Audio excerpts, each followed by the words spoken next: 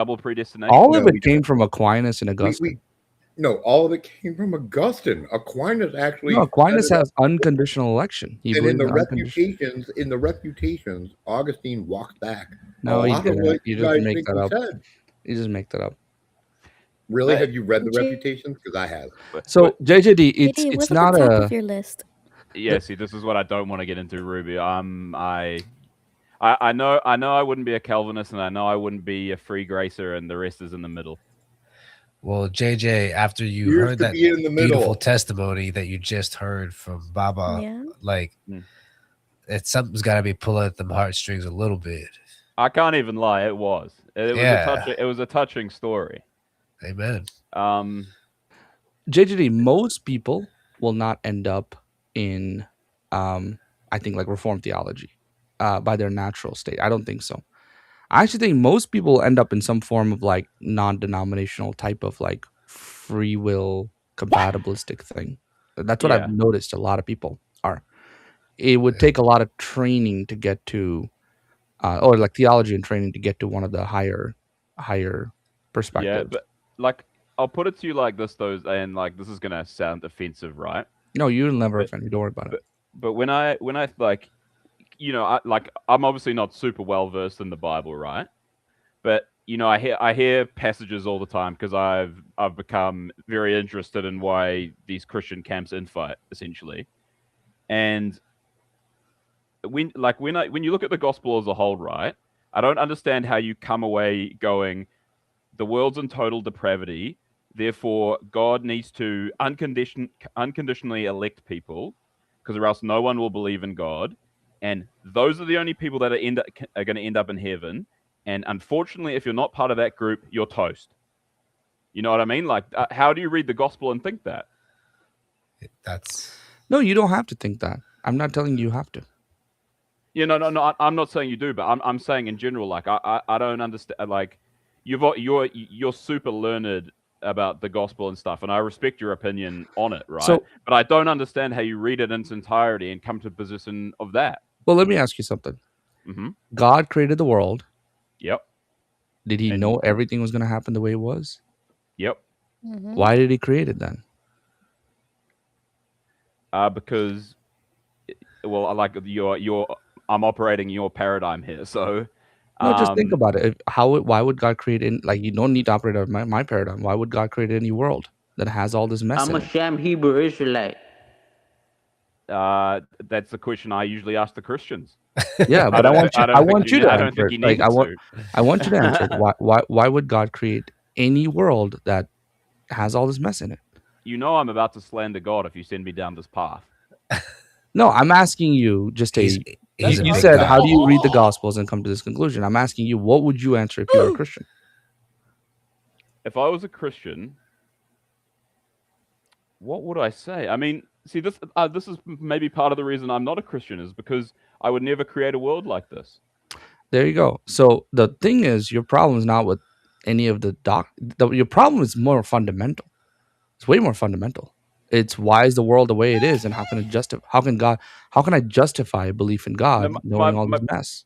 That's part of the problem. It's how can you you're omniscient, you're omnipotent, and you get to do everything and you've got an empty canvas. Mm-hmm. And I'm going to rattle off all the typical atheist talking points, but like from cancer to starvation to poverty to even things as simple as, like, it's the one Alex O'Connor loves to use, like a deer who's not been hunted gets caught in a fence and dies. No one benefits from it. The deer just suffers endlessly. Like, why do these things occur when God could theoretically change them? Here's an answer for you. No, let him finish. Let him answer the Christian. I want him to answer the Christian answer. What would he say? I would have to find some justification. Well, no, think about it. Just think about it. You are leading me to total depravity. I can see. I'm not. I don't want you to. No, please don't come to this conclusion. I don't. Listen, if you end up completely on the other side, I want to hear your answer. How would you answer this question? Like, it would have to be some form of to balance out good in the world. For things to be good in perspectives, some things have to be bad. And so God is balancing things. That's why. He's creating all God, these things. but I mean, Okay. it's just like what would a Catholic answer? Don't I want to hear a again- don't Catholic again answer me, and see if I please. prefer yours better. Okay, go ask a Catholic. There's one on the If panel. God Yeah. created a world that was instantly finished, that was done when he created it, it would either be heaven or hell. There has to be something in between. There has to be something that is becoming perfect. The world develops toward ultimate perfection, right? That's what we think, right? God freely willed to create a world that is not instantly finished. If the world was instantly finished, it would be one of two things: it'd be heaven or hell. That's it. Since Well, do you see the world as Okay, hold So on, you hold see on, the hold world on. as Can I ask? Say, Yeah, go ahead. go ahead, random. I'll let you finish though. Go ahead. No, go ahead. I'm good. I mean, think that- it's if I had to give a me, stupid short answer, that's the stupid short answer I'd give. to me, God's almighty power to show love had to be extended somehow. And not that he has to prove anything, he desires to prove himself on creation, to his creation. But couldn't he have just proved that from the start? Mhm. Well, yeah, that's true, essentially, right? Essentially he did, but at the extension of how much we love him could not have been done if our will didn't understand evil either. Yeah, I'm gonna say I don't like the language of God proving himself. I think that's kind of weird. But Well, it's what not that, would like I be- said, it's not that he had. Like I said, it's not that he had to. I Well- think it's because he desired to. What JJD? What would be the point of living in a world, of living your life in a world that had reached its final form? What would be the point? It's utopia. So Sounds that's like a heaven. great idea. That's heaven. That we already had that. So, You don't. so Well, that's a bit of presumption. You might have to prove that to me epistemologically. so I'm JD, happy to give it a shot. Wait, he did that on purpose. No, I did that. I did do that. He on did that on purpose. purpose. Now, what now, is the ontology of the your golden epistemic street in justification? heaven? I'm sorry. Okay, go ahead. I'm sorry. Go ahead. I was just playing around. But I was going to play around too, but I didn't get a chance. but JJD. Okay, so let's guide through all the answers that people are going to typically give. What do you think are some of the answers people typically give for this question? The ones the three of you have given. Mhm. But- well, anyone, all of them. Yeah, well, I mean, what else could you possibly get? See, like, I just don't see the world through this lens because I'm an No, I atheist. get that, but like, there's a finite set of answers, right? There's a finite set of answers. What do you? I'm sure as an atheist, you've heard all of them. Like, just list them out. What do you think all of them are? Well, because they're all based in God, like, I think the vast majority of Christians believe the same. Like, there needed to be a balance between good and evil. Humans couldn't see good if they couldn't compare it to evil. Mm-hmm. He also wants to set. Some people would view it as setting a test to see which people will come through it to enjoy the benefits of the kingdom of heaven. But God is all knowing. Remember, He already knows. But that's literally how all of the covenants in Scripture work. Look at all the covenants, the Old Testament covenants, and the New Covenant in the New Testament. That's how they all work. You know, I have this simple example, right? Like you don't appreciate food until you're hungry. Yeah. So when you have real hunger, then you know the value of what food is. So God created us with hunger, so we would know the value of hunger. Okay, what else? Yeah, it's a state of journeying. So we are not perfect, but we are in a journey to become perfect. Well, JJD, a lot of people appeal to free will. Why don't you appeal to free will? What do you think? Is there anything there? Yeah, like, I mean, God gave us free will. I'm a believer in free will. Mm-hmm. So if you have free will, what does that help? Does that help you at all? Well, yeah, it does. Well, it helps me because I get to make my own decision through my own conscious thought, right? Mm-hmm. But yours is limited. Mm-hmm. Well, theologically, it's limited. Mm-hmm. Yep.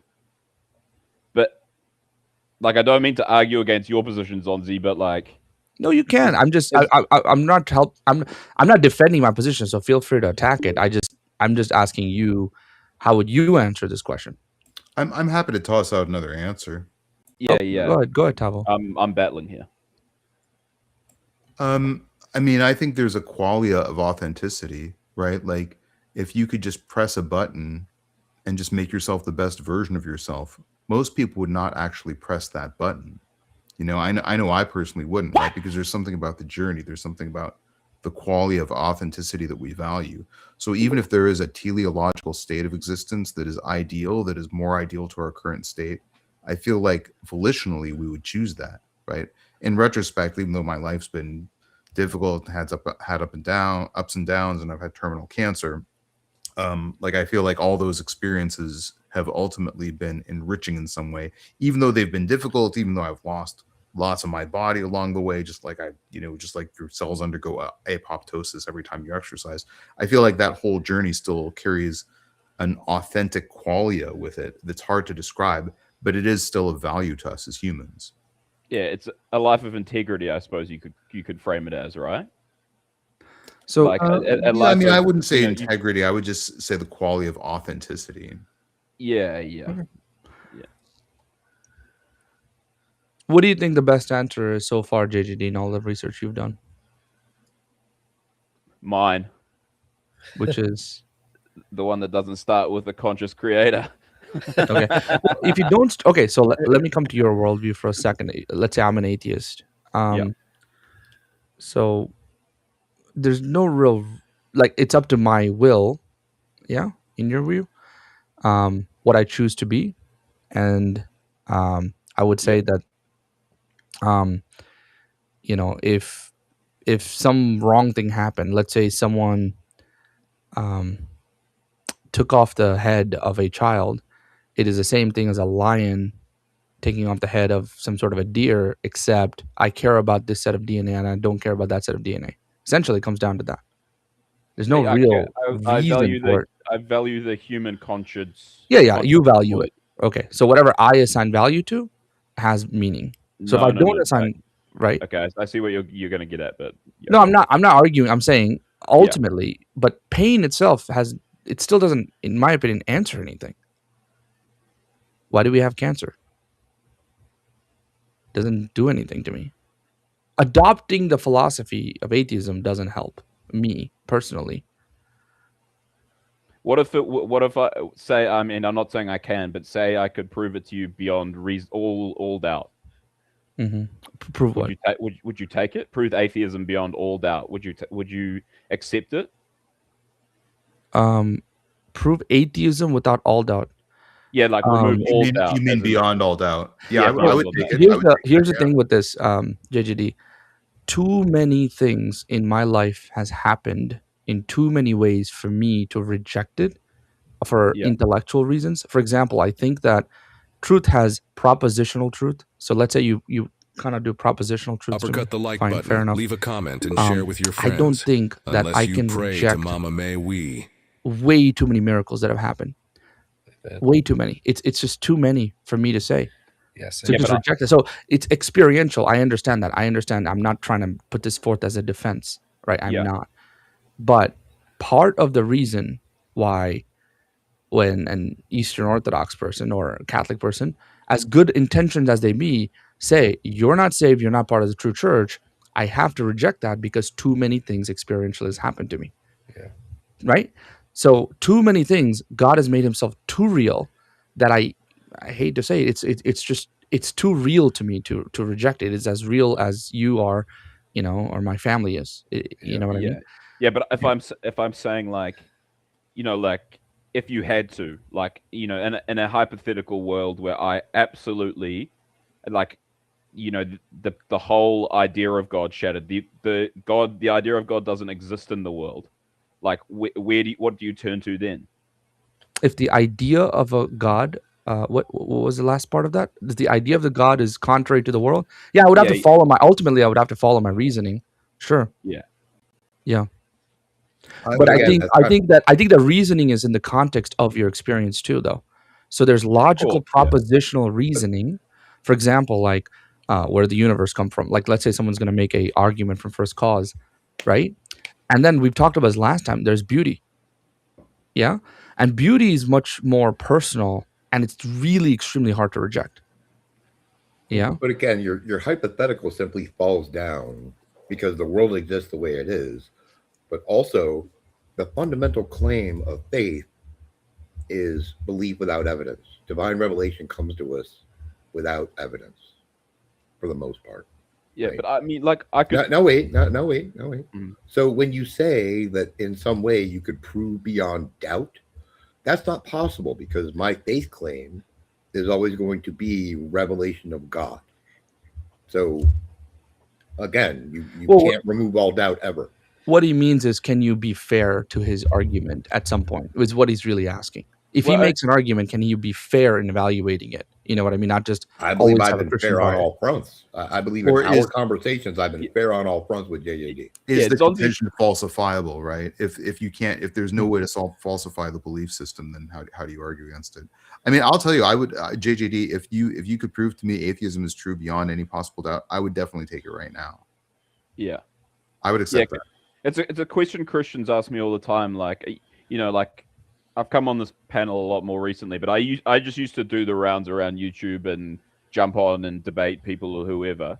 And the question always cropped up all the time, like if I could prove to you, you know, Christianity existed beyond all doubt, would you take it? And my answer is yes, of course.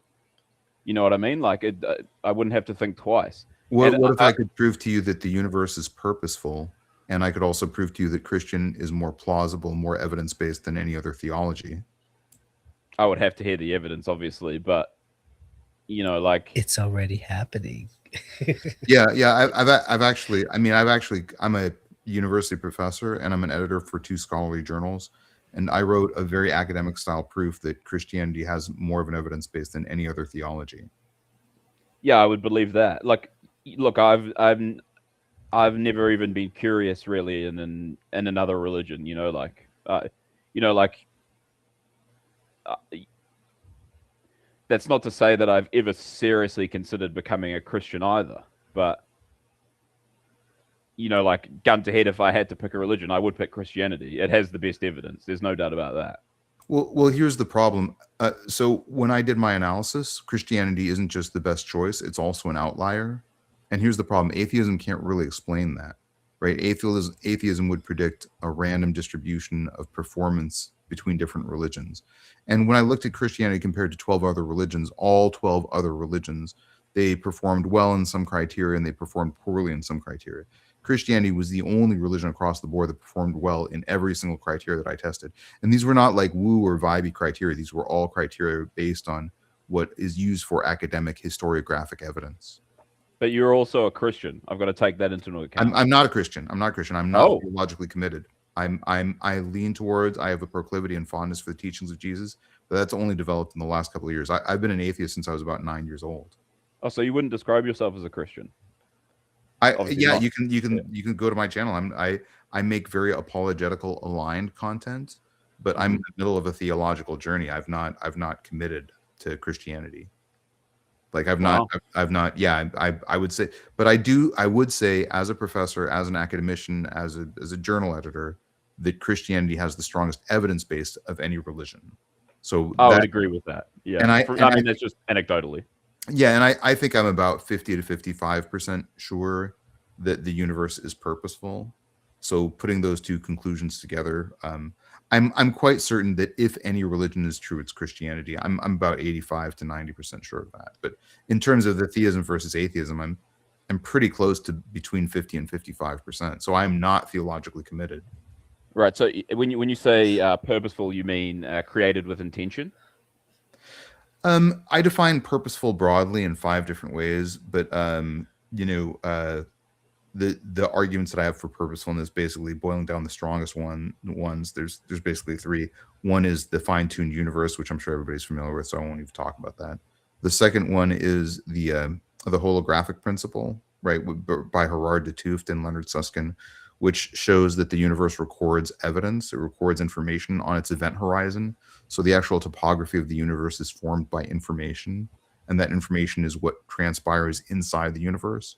So we'll be forgotten by all of our friends, all of our family, everyone who ever knew us, but the universe keeps a record. That seems to me to contradict a purposeless universe. In other words, if the universe is just a random, empty, unfeeling void, why would it record all of the information that ever happens? And this is not like woo, this is not pseudoscience. This is real physics about what happens at the event horizon of the universe. And then the third reason is just really more empirical. If you look at near-death experiences, a lot of what we ascribe to near-death experiences have been debunked, a lot in the pseudoscience. But what seems to remain is that when people have near-death experiences, they almost always come back from that with a robust, sustained sense that there is something beyond our world, beyond the materialistic experiences that we have here. Yeah. I'm about to get into some woo-woo stuff here, but my understanding of the near-death experience stuff, like you've probably heard of it, like your pineal gland holds the substance called DMT, right? Debunked. That's all been debunked. All that really? Okay, right. Okay. Absolutely, yeah.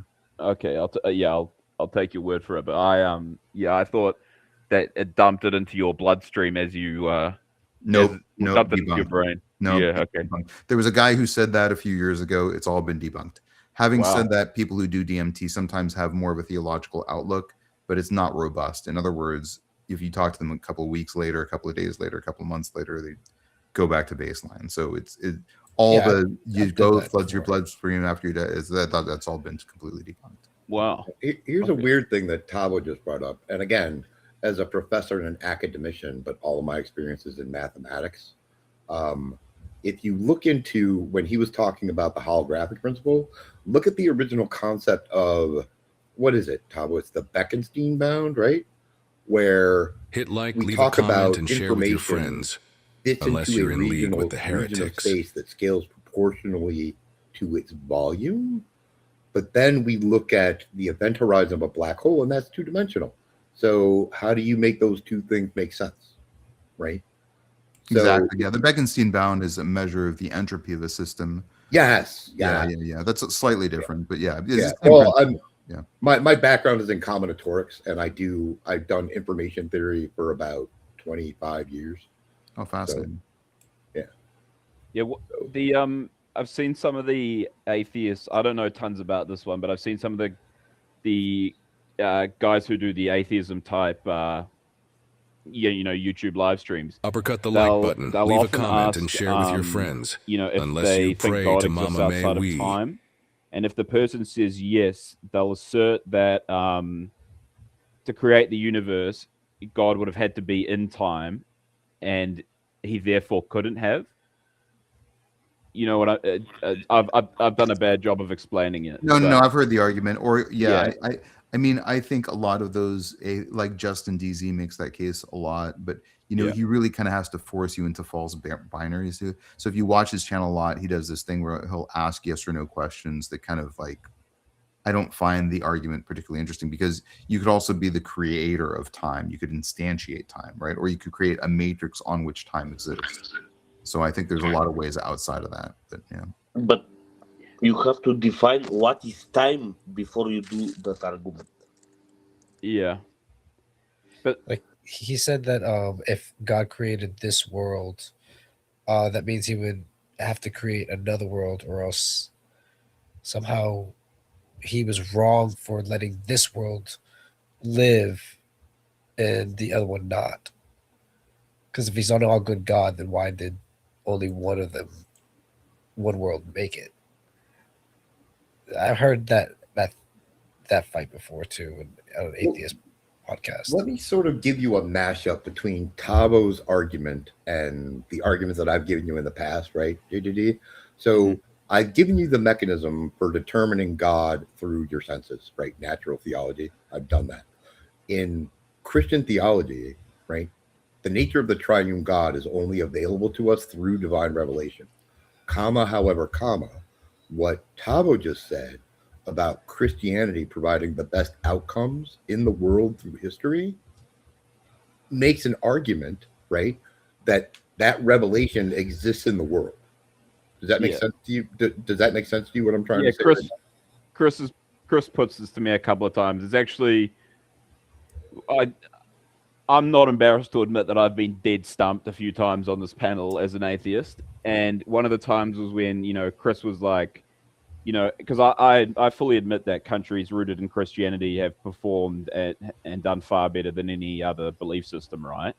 And he's like, well, if you think that, like, what do you put it down to? And I was like, I don't really have a good answer for that, but I still don't make the connection between Christian country equal good, therefore God. But Well, it's so I'm going to try definitely and in the make that. it's definitely in the evidence.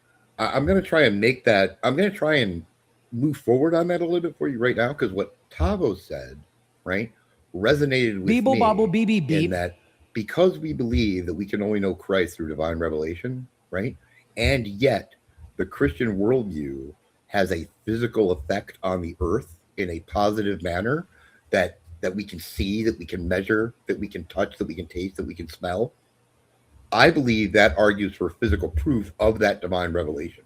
Now, Tabo, if I'm presenting your argument wrong, let me know, or if I'm somehow distorting it, let me know. Oh, feel free to distort away. Okay. Do you see what I'm kind of getting at there a little bit, JJD? Like, and this is brand new in my mind. Like, if this is not coming out sensibly, let me know, right? Because this is brand new in my mind. Like, I could make that same case for, say, free markets or democracy, like, you can say, well, that's rooted in Christianity, but you could also say it's rooted in secularism. There are lots of things you can make that particular case for, right? Well, let me add a layer of individualistic sociological evidence, because it's really intriguing. Hummer et al. Did a study in, I think it was 2009, where they looked at marginal incremental increase in life expectancy for lifelong church attenders. So if you go to church your whole life, the marginal incremental advantage is about the equivalent of like quitting smoking when you're at the age of 30. So there's like not, in fact, I would argue that, so you get like it's something like a 7-year life expectancy. It's not trivial. And this has been borne out by multiple systemic meta-analyses. People who join churches, who regularly participate with Christian communities, are happier, they're healthier. When you deconstruct or deconvert away from Christianity, you become more isolated, you become more depressed. I mean, that's not super surprising, but the data in the other direction, I think, is quite compelling. Like, in other words, when there's 3 independent streams that show this. One is in drug abstinence. So people who abstain from drugs they can't do that robustly unless they have Christianity, and Christianity markedly potentiates an improvement in that. Criminal recidivism is another sort of data stream where you can show this, and the other is just sort of overall longevity. In fact, the data is so striking, it's almost like if I had to tell somebody what if somebody said what can I do to improve my life expectancy, I would say diet and exercise, abstain from illicit substances, and go to church regularly. Yes, but like, and that's the data. That's systemic meta-analyses. The thing about that, like the thing that first came across my mind when you said that was there's a certain lifestyle that churchgoers have. Like, I can think of many other traits you could attribute to churchgoers, right, that lead to healthier lifestyles than one that I might have, say. Well, that's true, but when they do the analysis, it's actually they do multivariate analysis, and they disaggregate it for each factor. And so regular church attendance is actually an independent predictor of decreased morbidity and mortality, independently. So even if you control for smoking, control for alcohol, control for like diet, if it was very sedentary, Christianity, if you regularly attend church, those people do better. I just think it's another variable that you can lay on top of the societal. Like, you look how well nations are doing, but I think looking at how well individuals are doing adds a data stream. It's interesting. Tabo, I need to ask you a nerd question. Can I add something? Tabo, I need to ask you a nerd question right quick. Are those in those multivariate studies, are they you. dependent or are they interdependent? No, I regular church attendance is an independent it's an independent risk factor for decreased morbidity and mortality. I think Really? Hummer et al. Did a big study. Yeah, I did a video on this recently on my channel. Is Christianity good for you? And this friend of mine named Jackie narrated it. But it's a really I think the data is quite compelling. There's like about 20 or 30 citations that we talk about in the video. But yeah, it's pretty strong data. It's about as it's not quite on the level like where you don't smoke, don't drink alcohol. Anyways, I don't want to talk too much, and I know Baba did have a question. No. The psychological effect is undeniable. But just on the topic, it's really important to define time. I think the professor, what is your name? My name is Martin. Nice to meet you, brother. The old guy. Currently, we measure time by electron traveling in a vacuum from one place to one point to another point,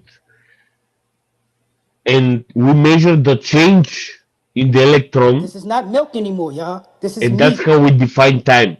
That's our constant. And from that, we also define distance, weight, and all other measurements. Before that, we measure at weight and time. There is a museum in France where they keep really old in glass boxes, weights, kilogram, and stuff like that. That was the old way.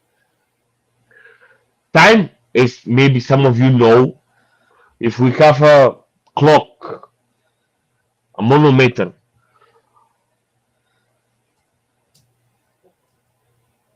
pass differently depending on the altitude. So if you are closer to sea altitude or on the mountain, two absolutely identical clocks, the time will pass differently. So we didn't have a constant. The scientists tried to, in Germany, tried to create a sphere made out of, I forgot the material, for a lot of years. Your And they question, created, sorry, your yeah, question, how do you define time? Is that the question? yeah. Currently, we measure time by the change of an electron traveling in a vacuum. That's Yeah, how well, we currently measure time. Maybe the word Shortly, just what, even more shortly put it, time is change. The simplest way to put it, we measure time by change of a material. That's how we measure time currently. And from that distance and everything else, that's our constant currently. That's how we measure time scientifically. So that's how By you change. standardize time. That's how you standardize the measurement of time. I don't know that that's the same Yes. as saying that's a definition of what time is. I don't think any That's- scientist will say they understand what time is. I would just They, I would caution against Yes. using change, because you could have a static field that doesn't change over time, and you can still measure time outside of that field. So there's no actual change happening. yes, but Philosophically, we try to have a constant. Always, we have to try the constant. But that's If we have standardization even of measurement. That's different than the definition. yes, even weight measurement of weight, how heavy something is, comes from the measurement of time. Distance, the rule, the law, how we measure distance, again come from how we measure time. Currently, most modernly, we measure time by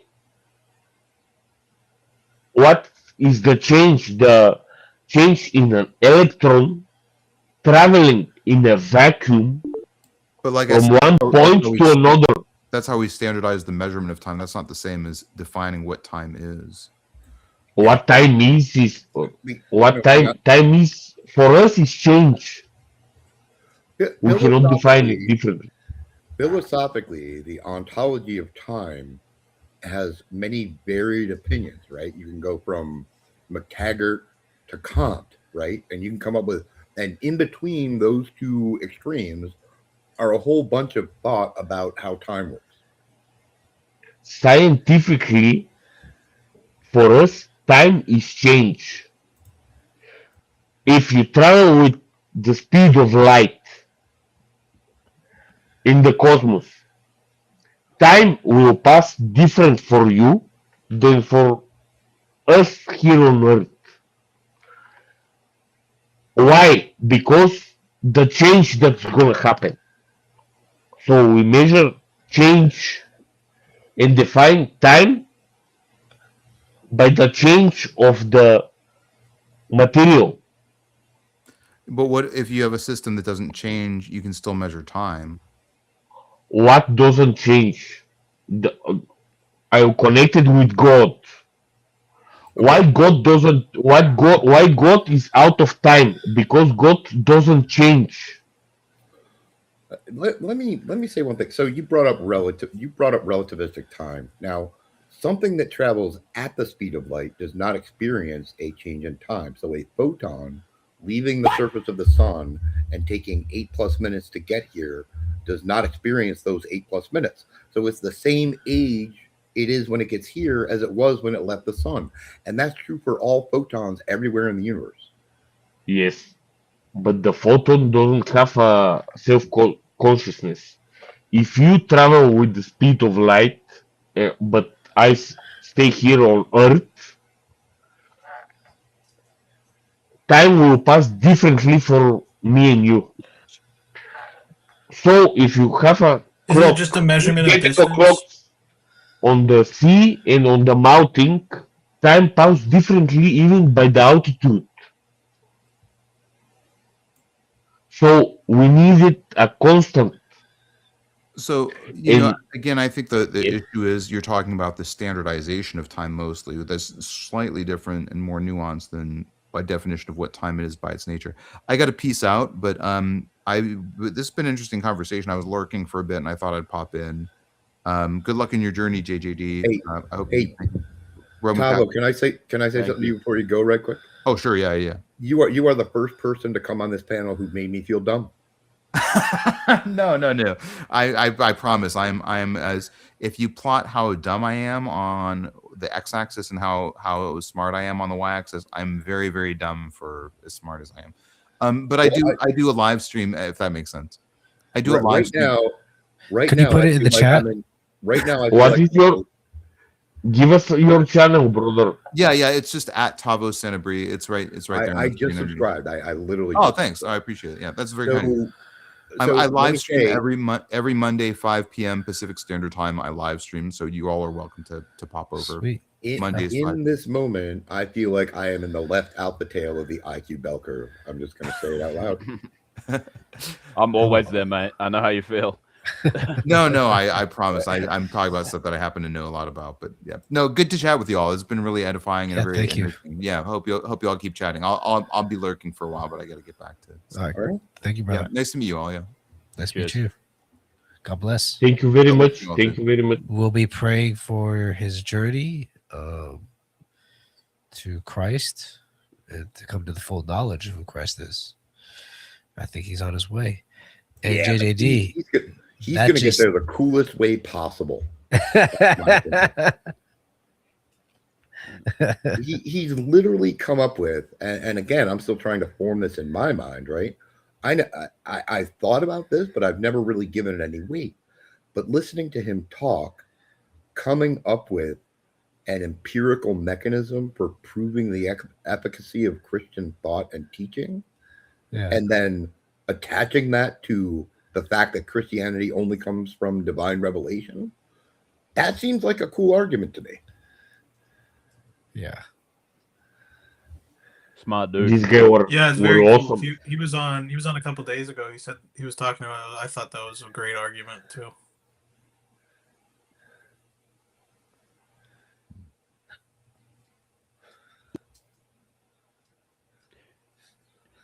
All right, you guys So- want a new topic then?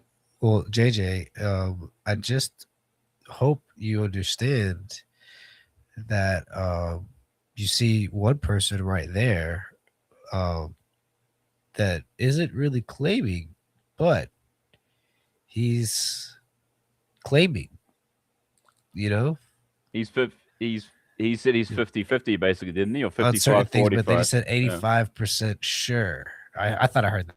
No, that part. I thought no, didn't he say he was 50-50 on whether he was atheist or Christian, and then 85% sure that Christianity was the true religion, Right. if Yes. there was a true religion, Okay, right? then, yeah, that was more of what he said. Yeah, you're right. Yeah. But yeah, and I just gotta say something. You know, it makes me happy to see you. You're always on here, so something's happening. You may not notice it, but something's happening. Yeah, well, I think I was saying before, I just used to do the rounds on YouTube, and I'd debate whoever wanted to debate and stuff like that. And then, because CK kind of opens up the panel for whoever wants to talk and debate, and he just lets it run, I was like, this might be the place to be, right? And then what I realized, like, when you're an atheist, right, and you don't look into Christianity that much, you think that all the Christians are united, particularly against Muslims and also against atheists, right? And then I came in here and realized that a lot of you guys get more fired up to debate interdenomination. So yeah. I all of a sudden found myself fascinated by why people didn't like other denominations, and who went where and all that sort of stuff. Like, so I kept coming back, and yeah, it's like gangs and wars and things like that. Like we're just fighting against one another. I know. It's but in a theological sense. But at the same time, I do want to like emphasize this, and I really, really want to ground this in, because the one thing that we all stand for is the confession of faith that Jesus Christ, in the gospel, that Jesus Christ died on the cross for our sins. He is God, the Son of God, and he died and rose again. So, like, we all confess that to be the truth. Mm-hmm. Whether we have certain little aspects of this, and baptism, and paying for this, whatever it may be, those are little things in my eyes.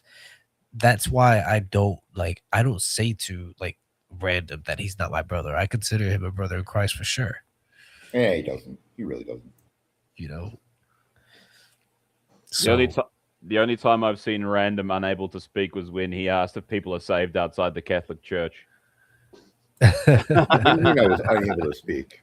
Of course, people are saved outside the Catholic Church. No, we've talked, and he's told me that personally that we are, and so would I rather everybody was Catholic? Yes. Do I think people who are Catholic have a higher probability of being saved than people who are other? Yes. But that doesn't mean that nobody else can be saved. I would never say that. I think Monk holds to that. Well, yes. If Monk holds to that, then that's the sin of presumption, and now Monk is in sin, and he knows that. So I don't think he would ever say it. So there's nothing doctrinally. Yeah. Well, here we go. I'm not going to get into unum sanctum versus now, right? Let's not do that. Yeah. Right? But again, what we teach now and how we conform what we teach now with what we've taught throughout history, I believe makes perfect sense. People say, I see contradiction this way comes. I don't see it that way. I am able, and again, I don't think it's doing mental gymnastics. I am easily able, given modern teaching, to conform it with all of history. It's really easy. Yeah. The papacy bothers me a little bit. I can't lie. Why? The way it's really a feeling thing as opposed to anything great. Like, I don't know enough about the church history to really get into that side of it. But Hit me with it. The piety of it, the pomp and ceremony of it. You know, like when Francis passed away, his last wish was to wash the feet of the prisoners for one last time. It's like he's not thinking about his friends and family, of course. Like, it's just a bit, But I don't think you actually made an argument there, though. It's that's why I said it's an argument from feeling. So the uppercut the like button, leave a comment, and share with your friends. No. That's exactly why I made very clear at the start that this is an argument from just this is a vibes and a trust me, bro, and I'm not making any denial about that. Like as I said, I haven't dug deep enough into the church history to know why the Sedevacantonists, for example, don't think this current pope's valid. That's why I asked you about it the other day. That's easy. They simply just don't think that since 1962 there's been a valid pope, and they have nothing but problems with Vatican II, and they're literally just in obstinate denial of the truth of Vatican II. What happened to Vatican II? Well, wow, do you really want the whole? That's like 4 hours. You want 4 hours? No, but like there must have been a core couple of issues, no? The Novus Ordo happened. The a move toward ecclesial pastoral ministry happened in Vatican II. The Novus Ordo is their big sticking point. The change in liturgy is their big sticking point. Okay, Novus Ordo, new order. What the fact that they think popes since Vatican II have taught heresy is another point. Yeah. What's the heresy? Well, you'd have to go look that up. I'm not here to do your homework. No, well, hang on. I'm not a sedevacantist. I don't know everything they believe. Like I purposefully ignore sedevacantists. Fair enough. Yeah, now like was that someone else speaking? Go ahead. I'm sorry, go ahead, bro. No, you go ahead. Is there a recent reconciliation between Orthodox and Catholicism, brother? Or I'm mistaken? There's one just happened. A meeting happened between Pope Leo and some Oriental Orthodox prelate. I don't know which one, but I do know Oriental. Yeah. I don't know about Eastern. I mean, as recently as 2016, when Eastern Orthodox had the Great Council of Crete, or whatever you guys call it, I don't even know, the one where the Russians, the Bulgarians, the Georgians, and the Antiochians decided not to go, there were statements made about ecclesiality with the Catholic Church and ecclesiality with Protestants in general. Yeah. We now currently separate more and more from Eastern Russian Orthodoxy because there is a big difference. We are more Greek Orthodoxy. Russian Orthodoxy is more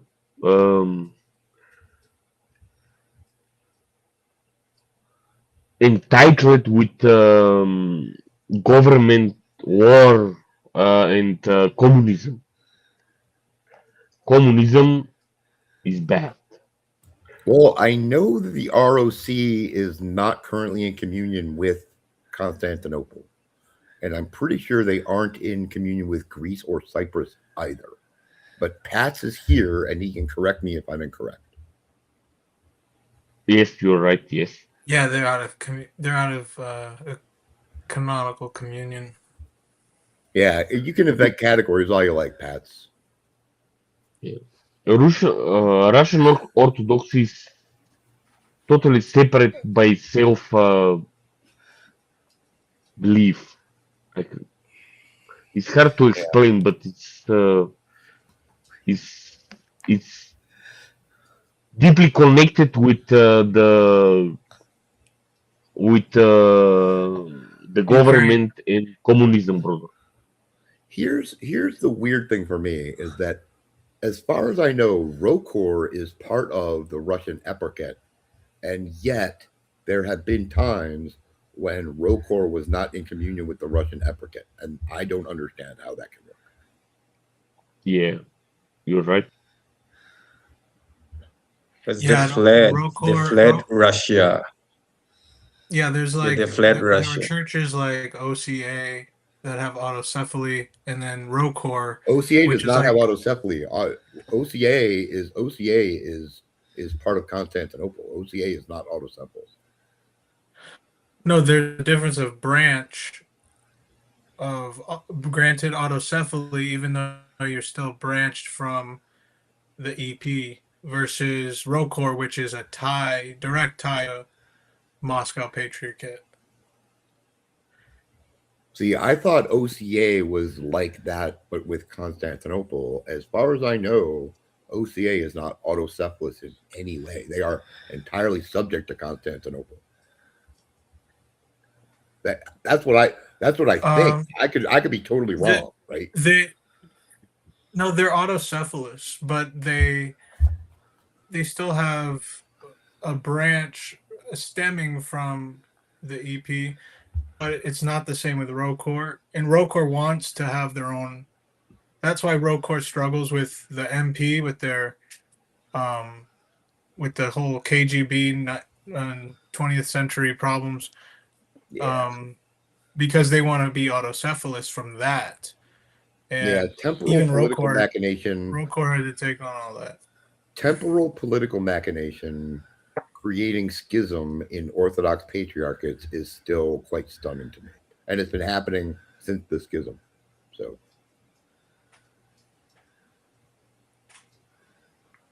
anyway. JJD, where were we? I was slandering the Pope. What happened after that? You can't. Well, you said you were going to slander God, and I was like, well, it's impossible for you to slander God because you don't believe God exists. So how can you slander something? When did I say I was going to slander God? Earlier, I heard you say it. You said, "Don't make me slander God." Oh no, that's when we were talking about why did God create the world as is? Well, you're not slandering the Pope either. Nothing you said about the Pope is false, right? Yeah, like it.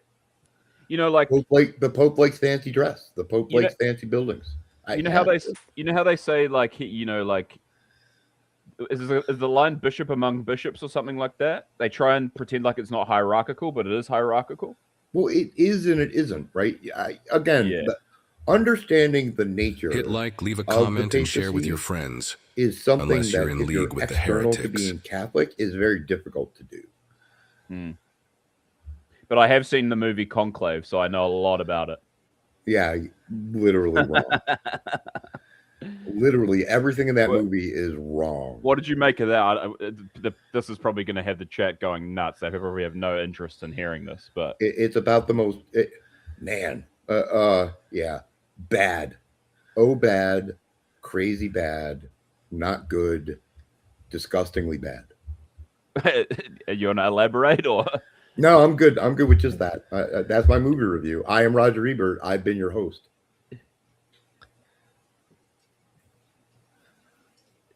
Chris is trolling me in the chat for saying bishop among bishops. Servant of the servants of God. That my favorite title for the Pope is servant of the servants of God.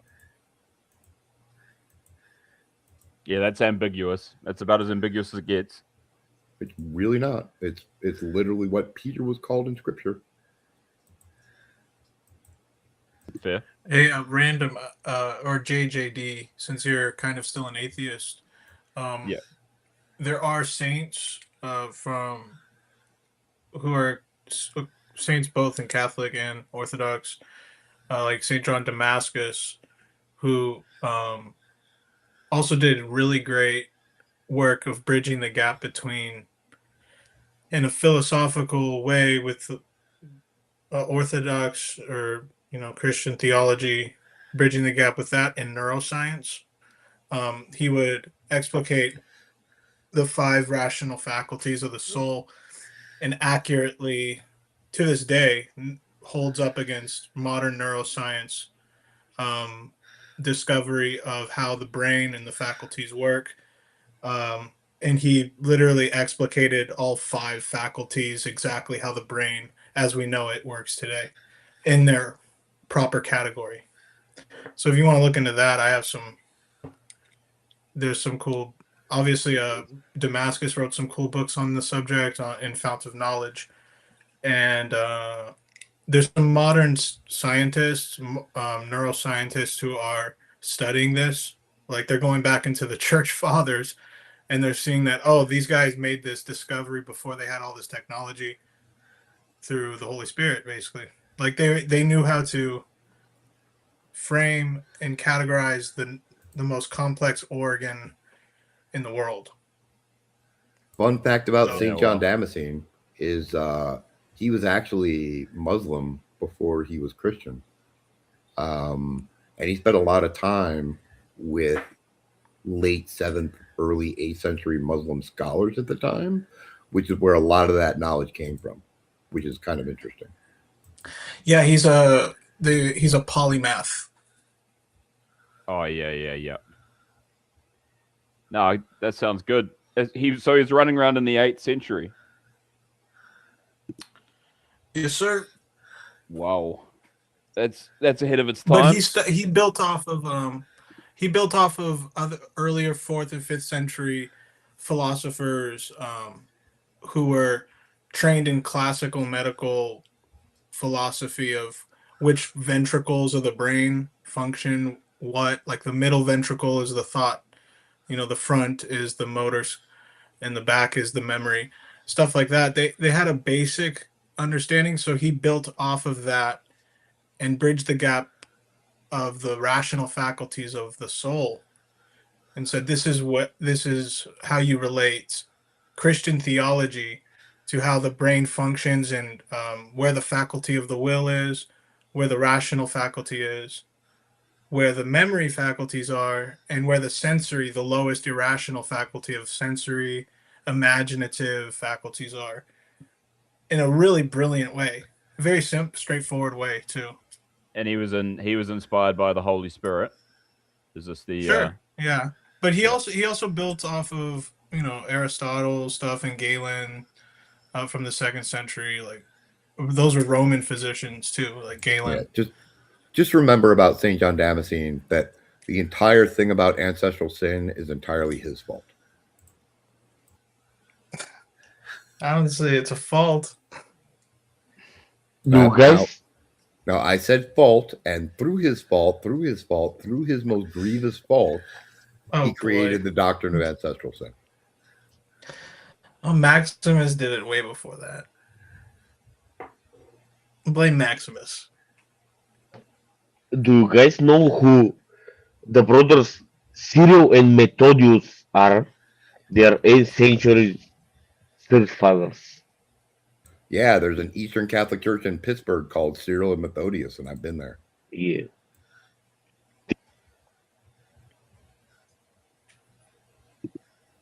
I'm sorry. Can you hear me? Yeah.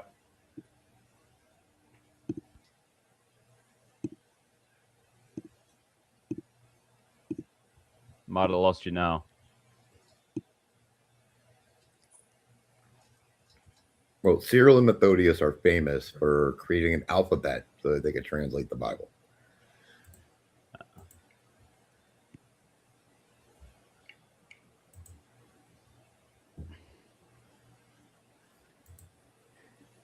Where do you start with the history stuff if you wanted to learn at First Council of Nicaea? No. I'd start way before that. I'd start with the Bible. Yeah, start with the Bible for sure. But if you want an easy read on church fathers, Jurgens has a 3-book set called The Faith of the Early Fathers. You can buy it on Amazon. And it's easy reading. Is that Bible book you speak of, is that the one with all the contradictions? There are no contradictions in the Bible.